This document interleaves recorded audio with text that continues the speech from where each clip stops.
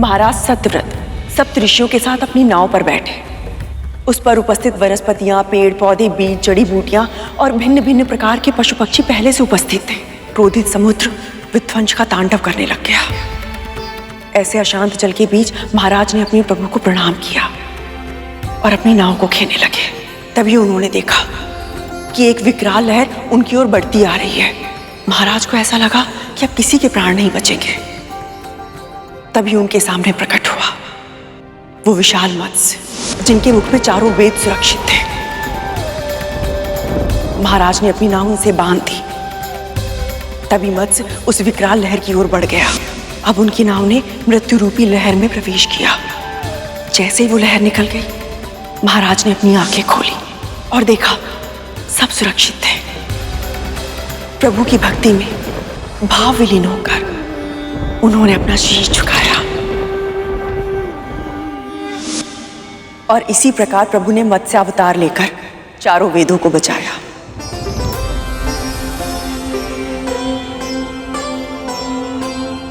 सज्जन सात्विक सप्तऋषियों की, सभी प्रकार के जीव जंतुओं एवं पशु पक्षियों के प्राणों की रक्षा की। वनस्पति, वृक्षों के बीज एवं जड़ी बूटियों के रूप में इस जगत में जो भी शुभ है, सबका संरक्षण किया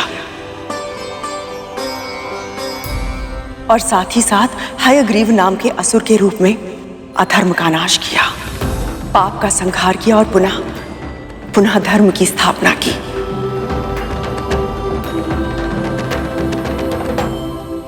महारानी, आपने ये भी बताया कि प्रभु के लिए धर्म की रक्षा से अधिक महत्वपूर्ण और कुछ भी नहीं। तो उन्हीं प्रभु का भक्त होने के नाते मैं आपसे एक प्रश्न पूछना चाहता हूं।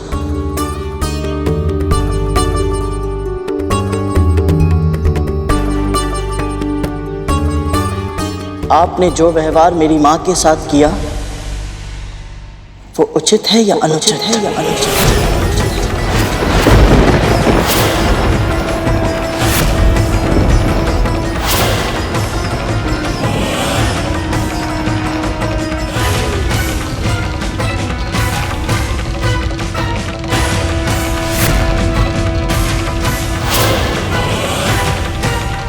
बोलिए महारानी, बोलिए महारानी, बोलिए महारानी। आपने पुण्य संचित किया या पाप?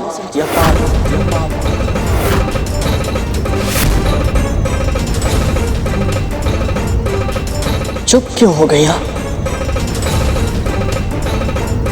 बताइए।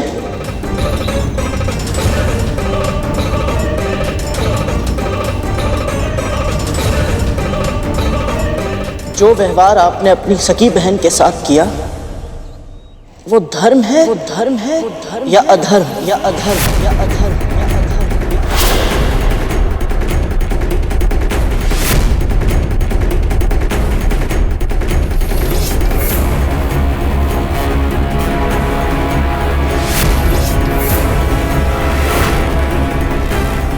गरुड़,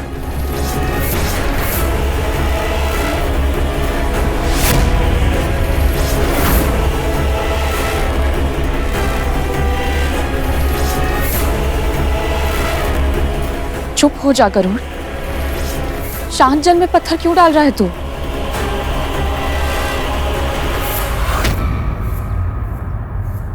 तीर कमान से निकल चुका है विंता।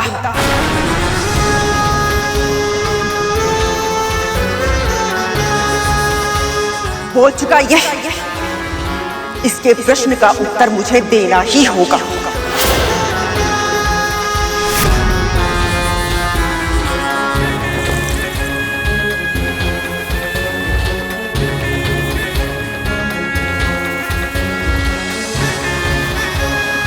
मैंने जो सोचा, माना, कहा वो किया अपने पुत्रों के लिए।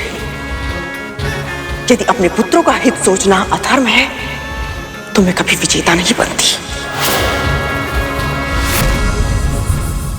देख, मैं आज महारानी हूं और तेरी मां एक दासी।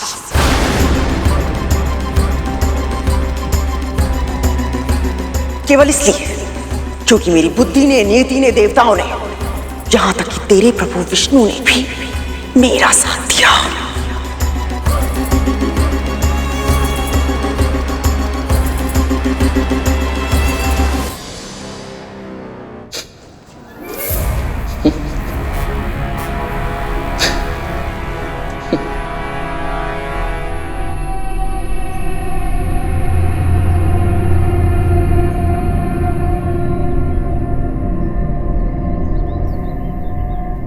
मानसिक संतुलन खो बैठा है। हंस क्यों रहा है तू? आपकी मूर्खता पर हंसी आ रही है मुझे।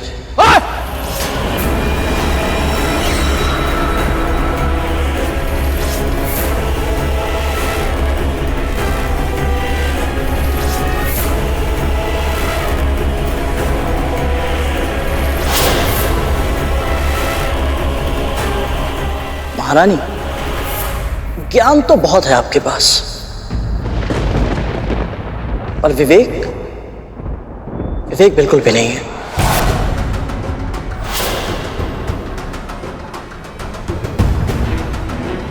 इसीलिए आपको अंदेशा तक नहीं हुआ कि आप धर्म के मार्ग से कितना भटक चुके हैं।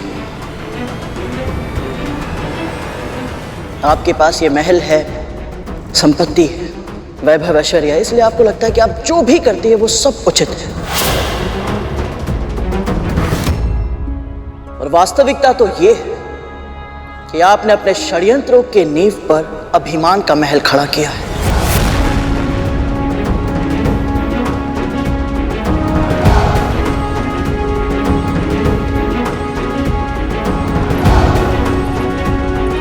और अब उसी महल के नीचे आपके छल की दीमक जड़ पकड़ चुकी है।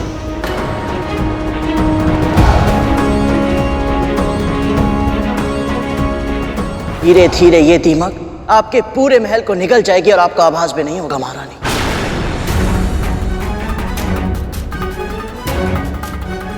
कुकर्म आसानी से पीछा नहीं छोड़ते।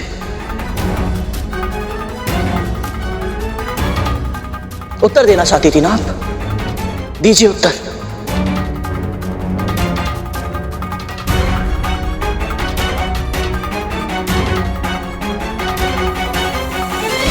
उत्तर तो देना ही पड़ेगा आपको अपने पापों का।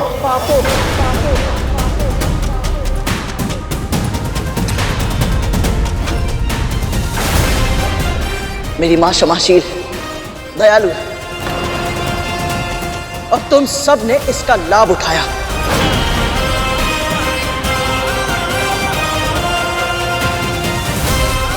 पर स्मरण रहे, हर एक बात की एक सीमा होती है, अच्छाई की भी।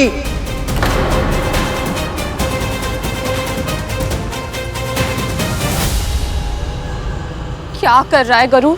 अति मत कर। सत्पुरुषों के क्रोध से भयभीत होना चाहिए महारानी, क्योंकि जब उनके आवेश का बांध टूटता है तब प्रलय आती है।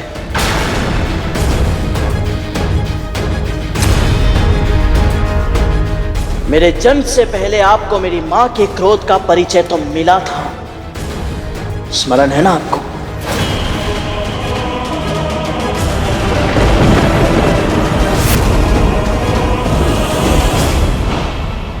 मेरे पुत्र को हानि पहुंचाने की चेष्टा किसने की? मैं महर्षि कश्यप की पत्नी विंता अपने समस्त जप, तप और व्रत की शक्ति का आह्वान करती हूँ।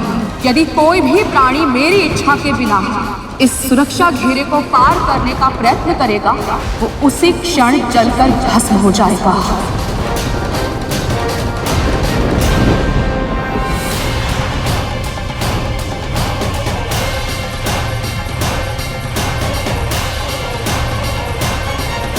मेरी मां ने तो अपने आप को नियंत्रण में कर लिया था, पर मैं भी ऐसा कर पाऊंगा ये वचन देना मेरे लिए तनिक कठिन है महारानी।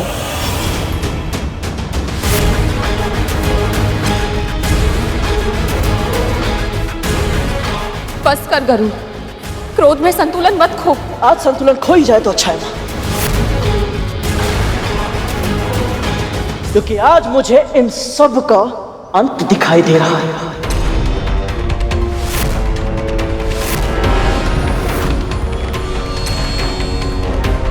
महारानी, यदि आपने ऐसे ही मेरी मां को दासी बनाए रखा और उनके साथ अत्याचार किया तो मैं भ्राता तक्षक का दम घोट दूंगा और भ्राता कालिया के 5 सिरों को उखाड़कर अपनी मां के चरणों में फेंक दूंगा।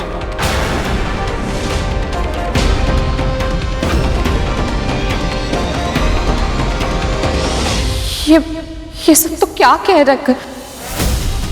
स्मरण है, यदि आज के बाद तुम में से किसी ने भी मेरी मां को यंत्र ना दे या भयभीत करने के लिए अपने विष का प्रयोग किया तो तुम्हारे विष दंत भी तोड़ दूंगा मैं।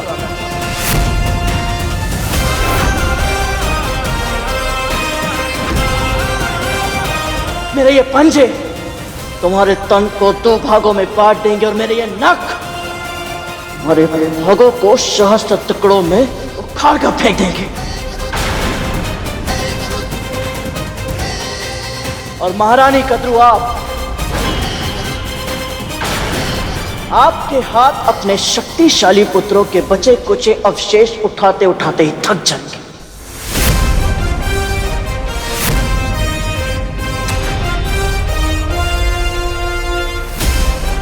जिह्वा पर नियंत्रण रख करूं। विमाता है ये तेरी और ये सब तेरे भाई हैं। ये मेरे भाई हैं?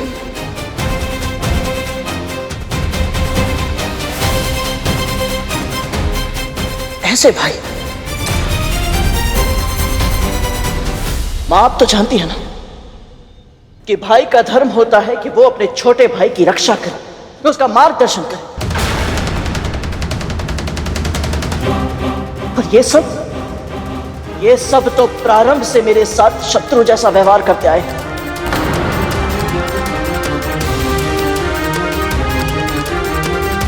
पहले इन्होंने आपको अरुण भैया का डिम फोड़ने पर उकसाया और फिर जब मैं डिम में था तब उस दानव के माध्यम से मेरा अंत करने का भी षड्यंत्र किया।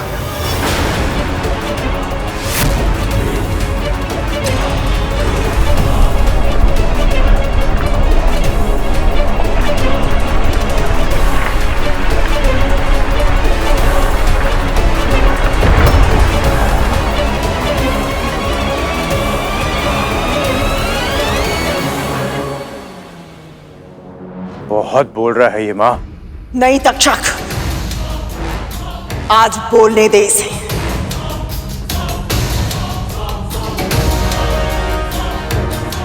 हाँ, आज मैं बोलूंगा और आपको सुनना ही पड़ेगा मां। विमाता है आप और मां तो आप भी है ना।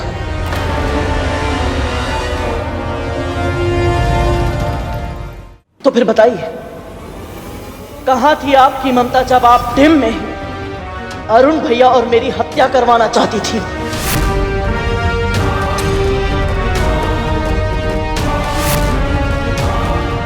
क्या तुम्हें भी लगता है तुम्हारा डिम सड़ता है?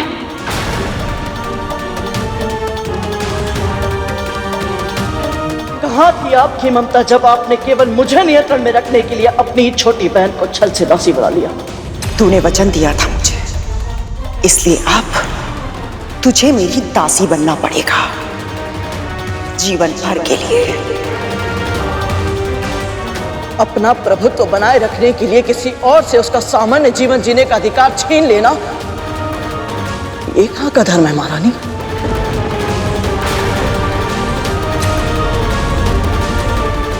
ऐसा विश्वासघात तो कोई अपने शत्रु के साथ भी नहीं करता जो आपने अपनी सगी छोटी बहन के साथ किया है।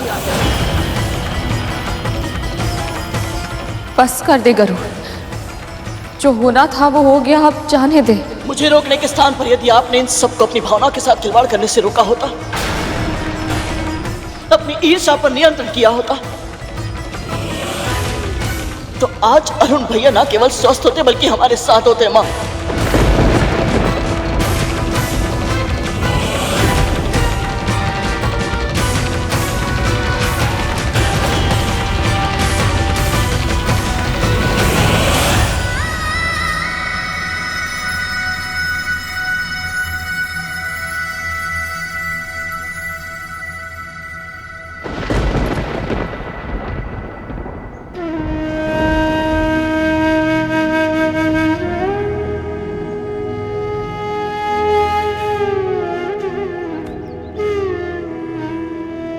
माँ मुझे क्षमा करें। तेरे वचन कटु हैं पर सत्य है।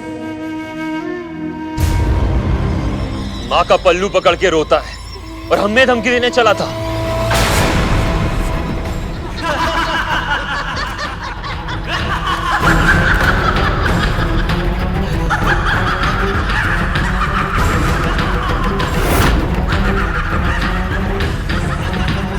केवल बोलना ही आता है तुझे या फिर अपने कथन को सत्य सिद्ध करने का समर्थ भी है?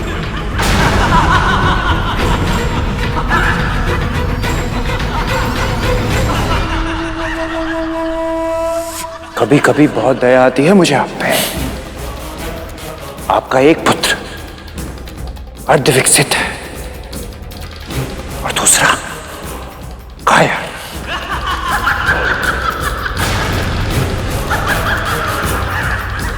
दोष आपके पुत्रों का नहीं है दासी मां, दोष आपका है। दुर्बल हैं आप, दुर्बल हैं।